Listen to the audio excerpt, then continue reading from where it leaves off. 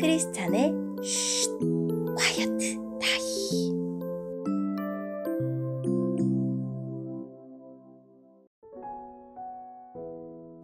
샬롬, 크리스찬 성도님들 반갑습니다.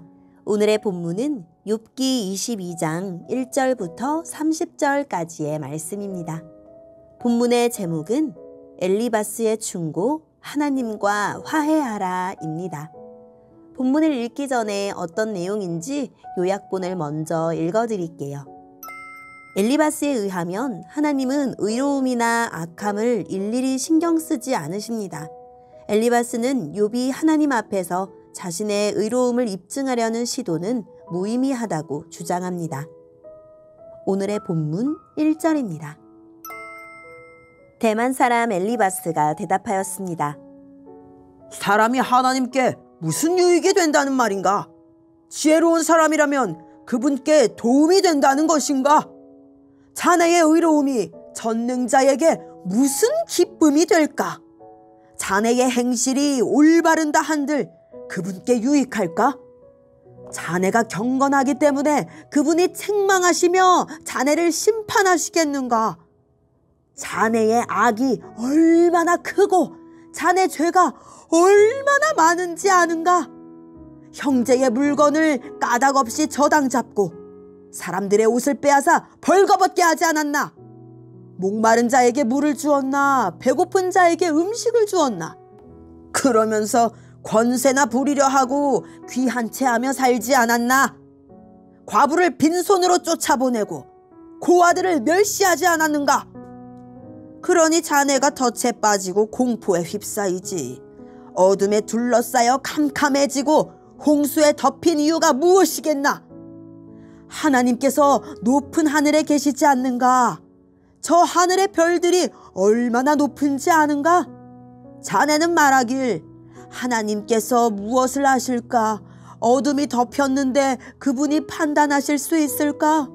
구름이 그분을 가리우기 때문에 그가 보일 수 없고 그저 궁창을 지나다니실 뿐이지 라고 하는구나. 자네도 악인들이 걷던 그 옛길을 걷고자 하는가? 그들은 때가 되기 전에 망했고 강물이 그 기초까지 씻어버리지 않았던가? 그 악인들은 하나님께 우리를 내버려 두시오. 전능자가 우리에게 무엇을 할 수 있겠소? 라고 했다네. 하나님은 저들의 집에 보물을 채우셨건만 저들의 생각은 하나님과 상관이 없었지. 의인은 악인의 멸망을 보며 기뻐하고 죄 없는 자들은 악인을 조롱하며 말하네. 정말로 우리의 원수가 망했군. 악인들의 재물이 불타고 말았군. 이제 하나님께 굴복하고 화해하게나. 그러면 좋은 일이 기다릴 걸세. 그분의 교훈을 듣고 자네 마음에 새겨두길 바라네. 자네가 전능자에게 돌아가면 살 것이네. 자네의 집에서 불의를 없애게나. 자네의 보물을 던져버리고 정금을 냇가 바위에 던져버리게나. 그러면 전능자께서 자네의 금과 은이 되실 것일세. 그래야 자네가 전능자로 말미암아 즐거워할 수 있으며 자네 얼굴을 그분께 들 수 있을 걸세. 그래야 그분께서 자네의 기도에 응답하시고 자네가 그분 앞에 약속한 것을 지킬 수 있지 않겠나. 그러면 자네가 무슨 일을 하든지 형통하고 자네가 가는 길에 빛이 환히 비칠 걸세. 자네가 낮아진 때에 믿음으로 높아질지어다 라고 말한다면 그분께서 낮아진 자를 구원하실 것이네. 자네의 깨끗한 손으로 말미암아 죄인까지도 구원을 받을 것일세. 아멘. 오늘의 본문을 통해 이해할 수 있는 부분은 무엇일까요? 욥은 하나님이 고난을 주시는 데는 숨겨진 뜻이 있을 것이라 믿으면서도 자신을 가혹하게 대하시는 하나님에게 울분을 토합니다. 엘리바스는 인간의 선함이나 악함이 하나님에게 아무 유익이 되지 못한다고 주장합니다. 그러므로 욥이 생각하는 것처럼 하나님이 욥에게 크게 신경을 쓰지 않으신다고 주장합니다. 하나님은 완전하심으로 어떤 도움도 필요하지 않다는 엘리바스의 말은 옳습니다.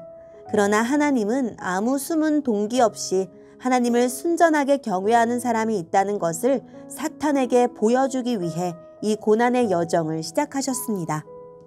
욥의 순전한 믿음과 그 믿음의 열매는 하나님에게 큰 의미와 기쁨이 있다는 뜻입니다. 엘리바스의 주장은 틀렸습니다. 엘리바스는 뻔뻔하게 욥에게 죄를 뒤집어 씌웁니다.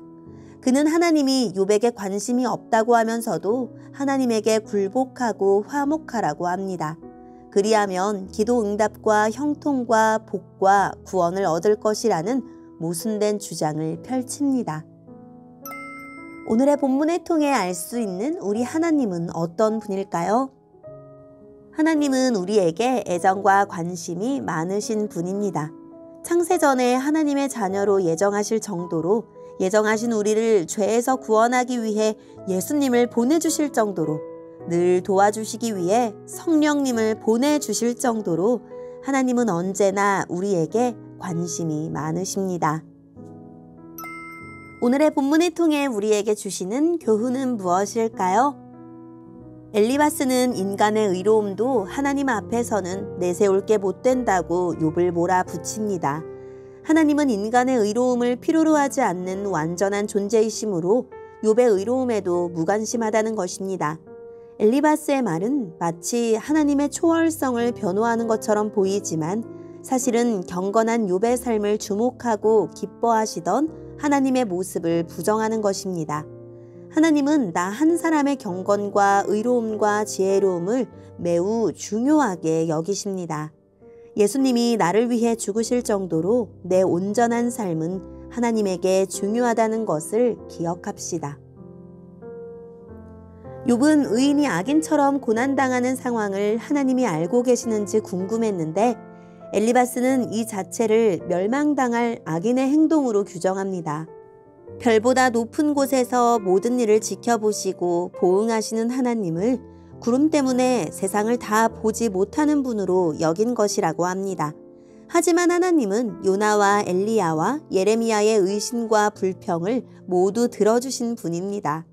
그분은 별보다 높은 곳에서 욥이 있는 낮은 곳까지 오셔서 그를 만나주실 것입니다. 엘리바스는 욥에게 회개할 것을 설득합니다.